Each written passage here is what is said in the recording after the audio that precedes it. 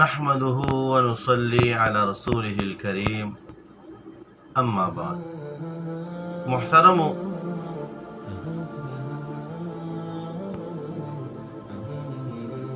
نن زه په یو ناشنا ټاپک باندې راځم او په دغه ټاپک کې زما خو عوامو ته هم یو نصیحت او پیغام دی، خو خاص کر علماو او طلباو ته مې خصوصي چې کوم دی پیغام دی.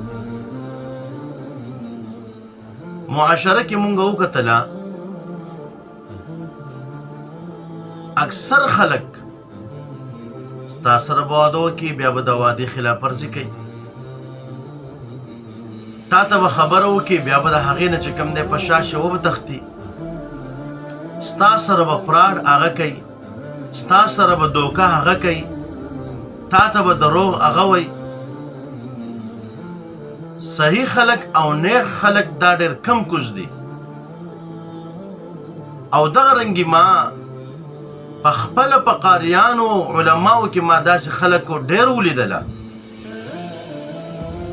او زما سره زما یار دوست هغه به مینی، هغې ته هم پته لګي. زما سره ډېر ملګرو داسې دوکې وکړې، په قاریانو عالمانو کې خبره کوم. عوام خو یو طرف ته کا چې ما ته د عوام بیا یو طرف ته پیغور راکړي، یار ستاسو ټول قاریان او مولیان خو چې کوم دی داسې ډوپوکیان دي، ستاسو ټول قاریان او مولیان خو چې کوم دی داسې دروغجن دي، ستاسو ټول قاریان او مولیان چې کوم دی داسې غلط دي. نو د دغې یو غلط مولا د وجې نه، د دغې یو غلط قاري د وجې نه ټول عالمانو ته بیا خلک سپک ګوري، بیا خلک ټول عالمان چې کوم دی په بده باندې یادوي، بیا خلک ټول قاریان ته سپک ګوري، او بیا خلک ټول قاریان په بده باندې یادوي.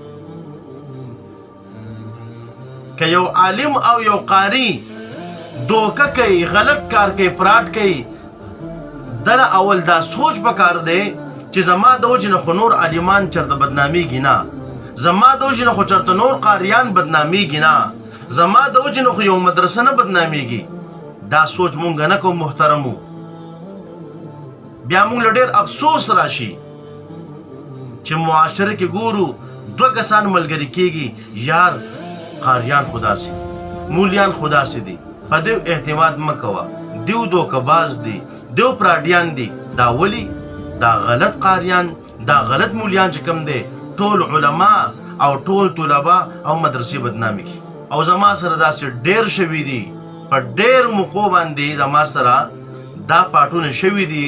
مالا بعضې قاریانو د مولیان نوم پې هم شته پروت دی، دیو راله دوکې راکړي دي، او زما ملګرو هم هغه دوکې نوټ کړي دي.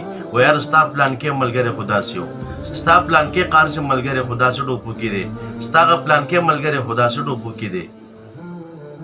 نو د دې د وجې نه بیا چې کوم دی هغه ټول مولیان، ټول قاریان، ټولې مدرسې بدنامې شي. نو زه نصیحت کوم دغې مولیانو او قاریانو ته چې کله تاسو یو غلط کار کوئ، مخکې د هغې نه دا سوچ کوئ چې زما د وجې نه خو چېرته ټولې مدرسې او طالبان او دغه رنګې چې کوم دی عالمان خو نه بدنامیږي. نو دغه سوچ که مو ته وکړو، نو بیا به انشاءالله مونږ داسې غلط کارونه نه کوو. نو الله رب العزت دې مونږ صحیح مسلمانان جوړ کړي. الله رب العزت دې مونږ د دوکو، د فراډونو او د غلط کارونو وساتي. وما علینا الا البلاغ.